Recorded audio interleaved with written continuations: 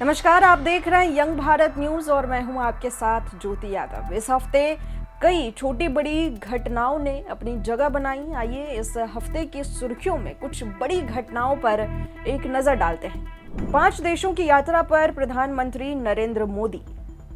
नरेंद्र मोदी 2 से 9 जुलाई तक 5 देशों की महत्वपूर्ण यात्रा पर हैं, जिनमें Ghana, Trinidad and Tobago, Argentina, Brazil और नामीबिया शामिल है। यह दौरा न केवल कूटनीतिक और आर्थिक संबंधों को मजबूत करने के लिए महत्वपूर्ण है, बल्कि रक्षा और हथियार तकनीक के क्षेत्र में भी सहयोग की संभावनाओं को तलाशेगा। प्रधानमंत्री मोदी ने पश्चिमी अफ्रीका देशों का दौरा किया और वे 30 वर्षों में घाना का दौरा करने वाले पहले भारतीय प्रधानमंत्री बने। प्रधानमंत्री ने घाना के राष्ट्रपति जॉन महामा के साथ द्विपक्षीय वार्ता की। प्रधानमंत्री नरेंद्र मोदी 5 देशों की अपनी यात्रा के दूसरे चरण में त्रिनिदाद और टोबैगो पहुंचे। 4 और 5 जुलाई को पीएम मोदी अर्जेंटीना की राजधानी ब्यूनस आयर्स पहुंचे, जहां उन्होंने कृषि, रक्षा, खनिज तेल और गैस जैसे क्षेत्रों में सहयोग बढ़ाने को लेकर द्विपक्षीय चर्चा की। ब्राजील में पीएम मोदी ब्रिक्स यानी कि ब्राजील, रूस, भारत, चीन, दक्षिण अफ्रीका सम्मेलन में भाग लेंगे। दौरे का अंतिम चरण 9 जुलाई को नामीबिया में होगा, जहां भारत और नामीबिया के बीच वन्यजीव संरक्षण, ऊर्जा सहयोग और रक्षा क्षेत्र में साझेदारी को लेकर चर्चा होगी। वन बिग ब्यूटीफुल बिल बना कानून। जी हां, अमेरिका में मिडिल क्लास के लोगों के लिए टैक्स पर बड़ा फैसला लिया गया है। अमेरिकी राष्ट्रपति डोनाल्ड ट्रंप ने व्हाइट हाउस के साउथ लॉन में आयोजित एक समारोह के दौरान वन बिग ब्यूटीफुल बिल पर हस्ताक्षर कर इसे कानून बनाया। ये विधेयक, जिसे ट्रंप ने अपनी दूसरी अवधि की सबसे बड़ी विधायी जीत बताया है, स्वतंत्रता दिवस की पिकनिक के दौरान सैन्य परिवारों और रिपब्लिकन सांसदों की उपस्थिति में हस्ताक्षरित किया गया। इस बिल में टिप्स और ओवर टाइम पर कोई टैक्स न लगाए जाने का प्रस्ताव है, जिसमें सामाजिक सुरक्षा योजनाओं पर खर्च में कटौती का भी प्रावधान है। ट्रंप ने इसे इतिहास का सबसे बड़ा और सबसे लोकप्रिय बिल करार दिया। हालांकि जनमत सर्वेक्षणों में इसकी लोकप्रियता को लेकर मिलीजुली राय है।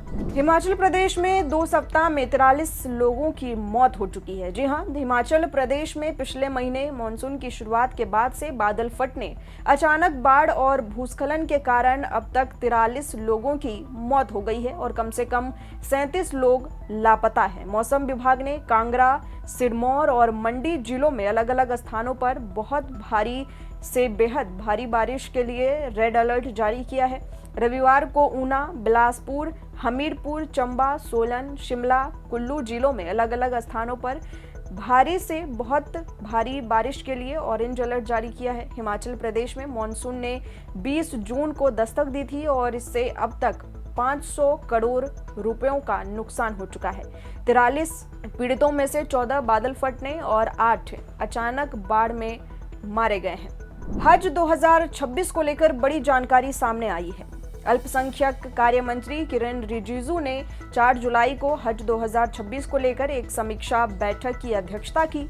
हज 2026 को लेकर तैयारियां शुरू हो गई है। जानकारी के मुताबिक इस बार के हज की पूरी प्रक्रिया डिजिटल होगी। अल्पसंख्यक मामलों के केंद्रीय मंत्री किरेन रिजिजू ने कहा कि हज 2026 की तैयारियां शुरू कर दी गई है। इस सप्ताह के भीतर हज 2026 के आवेदन स्वीकार किए जाएंगे। आपको बता दें कि इस दौरान तीर्थ यात्रियों की देखभाल के लिए एक साथी होना अनिवार्य है। 65 वर्ष से अधिक आयु के लोगों के लिए छोटी हज यात्रा का विकल्प भी देंगे। पूरी प्रक्रिया डिजिटल होगी।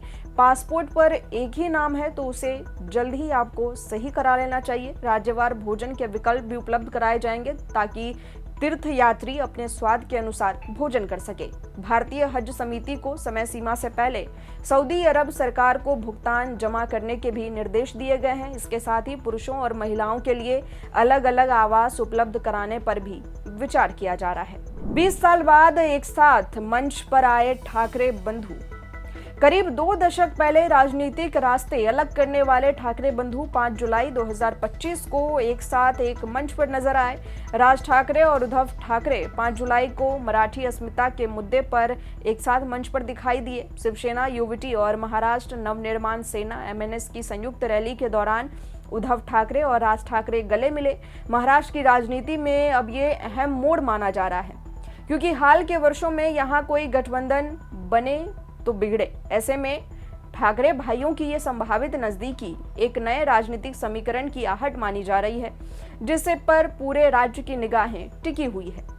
उन्होंने मराठी पर चल रहे विवाद को लेकर कहा कि हमारे बच्चे इंग्लिश मीडियम जाते हैं और हमारे मराठी पर सवाल उठते हैं। लालकृष्ण आडवाणी मिशनरी स्कूल में पढ़े तो क्या उनके हिंदुत्व पर सवाल उठाया जाएगा?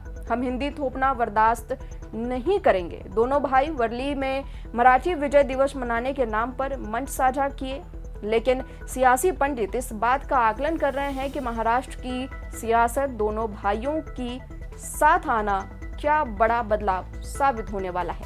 इस हफ्ते की सुर्खियों में फिलहाल के लिए बस इतना ही। इसी तरह की तमाम बड़ी खबरों के लिए आप जुड़े रहें हमारे साथ, देखते रहें यंग भारत न्यूज।